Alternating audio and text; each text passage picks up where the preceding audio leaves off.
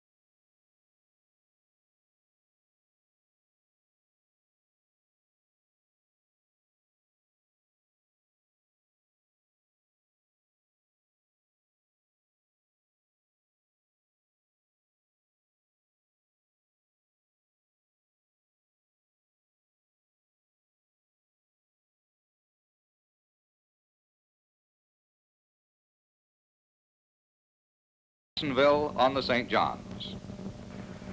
The Division of Geology urges the construction of the barge canal because of its impact on the stabilization and development of our mineral resources. The canal is designed to cross the state at the most advantageous place geologically, elevation-wise and groundwater-wise. It will utilize a series of locks, and the barges will be lifted up by these locks in a series of steps, one located at Inglis, one at Dunellen, and will be floated across the summit area and lowered by a lock at Silver Springs, at Eureka, at St. John's into the St. John's River. We of the Division of Geology are convinced that our water resources can be controlled and managed through the construction of the barge canal, and no damage will result to these resources. The United States has more miles of navigable inland waters than any other country in the world. Most of these waterways lie east of the Rockies, where the Mississippi complex reaches from the plains and Middle West to the Gulf and Texas. The East Coast Waterway extends from New Jersey to Miami and the Keys. 26,000 miles of waterways in 29 states. The cross-Florida barge canal will be the key link to these two vast systems. According to the Florida Development Commission, a tremendous new industrial belt will rise along the canal. Raw materials lying untouched or scarcely tapped because of high shipping costs will bring new large-scale industries. Barging activity itself will create many new jobs. Communities now along the route will expand dramatically toward the canal. The key is low-cost transportation. Barge shipping costs are 1/2 to 1/4 the cost of other means. For example, a quart of oil could be shipped by barge from New Orleans through the Florida Canal to New Jersey more cheaply than a quart of milk can be delivered the length of Manhattan Island. Steel can be shipped for 1/4 the charges of the next cheapest means. Forest products will move cheaper. This corn came from Chicago to Tampa for 29 cents per hundredweight. The next cheapest way of bringing this corn to Tampa cost over $1 per hundredweight. Barging means that we no longer have to send Florida livestock to the grain belt for fattening. Rather, we can bring the grain here.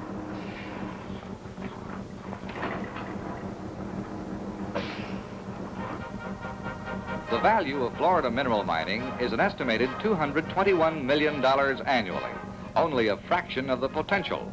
A spectacular mining boom will result as mineral deposits are opened for development because of low-cost barge transportation.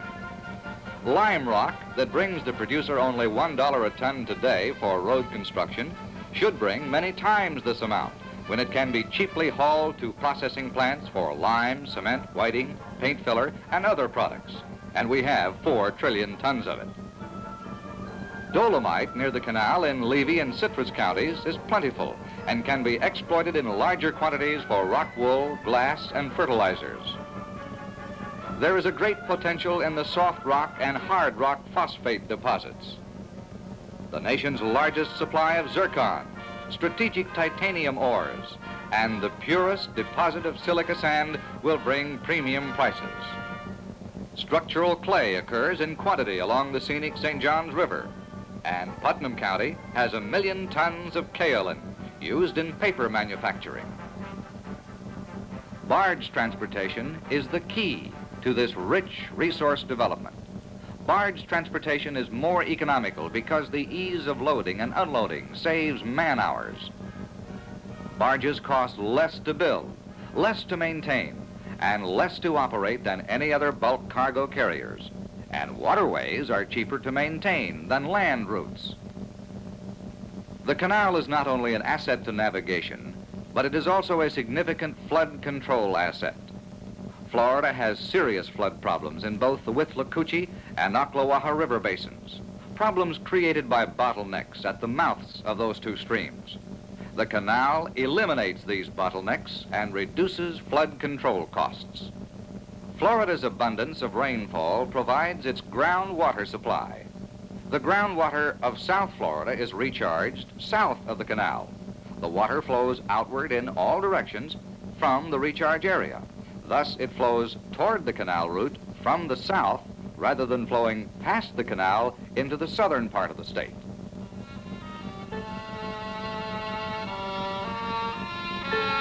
It is reasonable to assume that if the canal had been in existence prior to the devastating storms of March 1960, much of the destruction would have been prevented, and flood control could have saved its victims $8 million in damages. At the same time, the canal will create 2 reservoirs, Rodman and Eureka, with extensive recreational areas. The 32 square miles of water in these artificial lakes will make a natural refuge for fish and wildlife.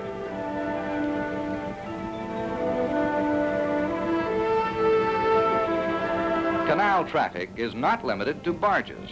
All craft of less than 12 feet draft, pleasure boats, sports and commercial fishing vessels, small military craft, and contractors' barges will use this safe, toll-free shortcut. In addition to creating a new industrial complex and providing low-cost bulk freight rates, the canal is also vital to national defense. During World War II, Our heaviest losses in merchant shipping to submarines occurred on voyages around Florida. The Cuban crisis and lurking foreign subs brought home once again the urgent need for the cross-Florida Canal. It not only cuts the distance 600 miles, but eliminates this submarine threat.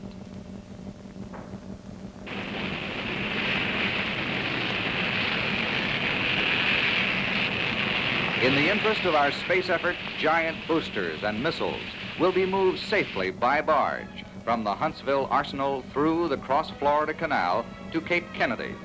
These loads are too large for other forms of transport. The authorized plan and route of the cross-Florida Canal provides more than adequate width and overhead bridge clearance. Highway traffic need never be stopped for barge traffic below. Completion of the cross-Florida barge canal will create such a traffic flow that construction of the other missing links of Florida's waterway system must soon follow, such as the stretch along the Keys and the Carabel to St. Mark's Channel, both already authorized. Soon, too, could the link between St. Mark's past the mouth of the canal at Inglis to Anclote Key. While no waterway exists here now, success of the cross-Florida Canal is not dependent on this. The waters are shallow even far offshore, so that the strength of the Gulf waves are dissipated on the flat beach gradient. These waters today are usable for barge traffic, but are too shallow for submarine operation. The St. John's Indian River Canal would connect Sanford with Port Canaveral at Cape Kennedy on the Atlantic and complete the Florida network. Since the big barges tow at an average speed of only 9 miles per hour, a speed ideal for heavy bulk freight, they are not suited for all commodities. Many Florida products, vegetables and citrus, seafood, poultry, meat and dairy products, and a host of others require faster transportation. For this reason, other type carriers will gain from the increased flow of products. Where barge shipping exists, new industry locates, bringing with it new shippers to other carriers. The federal government is building the canal on state-supplied land. Construction has advanced rapidly since President Johnson touched off the first blast.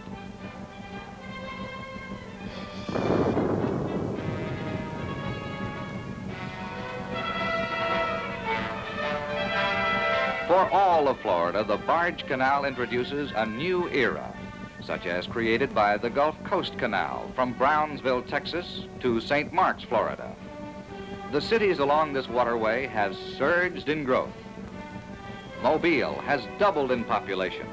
Corpus Christi nearly tripled, and Lake Charles has become a port equal to Boston. Once the key, the cross-Florida barge canal, is complete, Florida will be the canal main street of America. Traffic is heaviest along the middle reaches of waterways, and Florida will be the hub of the world's greatest waterway system. Florida's ports will boom. Florida's existing industries will prosper and expand. New industries will mushroom. There will be thousands of new jobs and new homes. The trade of the nation will funnel into and through this canal crossroad of Florida, making it truly the canal main street of barge commerce for the entire United States.